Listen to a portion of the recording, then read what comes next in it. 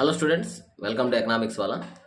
Recently operation prosperity Guardian అనే ఒక ఎక్సర్సైజ్ని తీసుకురావడం జరిగింది United states of America with multinationals, అంటే ఎస్పెషల్లీ రెడ్ సీ కానుకొని ఉన్న కంట్రీస్ ఏవైతే ఉన్నాయో వాటితో ఒక సెక్యూరిటీ అరేంజ్మెంట్ అని చెప్పొచ్చు దీన్ని. ఎందుకంటే హౌతీస్ రెబల్స్ ఎవరైతే ఉన్నారో రీసెంట్గా రెడ్ సీ నుంచి క్రాస్ అయ్యే మ్యారీటైమ్ ట్రాన్సాక్షన్స్, అంటే మ్యారీటైమ్ నుంచి వచ్చే ట్రేడ్ అండ్ కామర్స్ని వీళ్ళు డిస్టర్బ్ చేస్తున్నారు.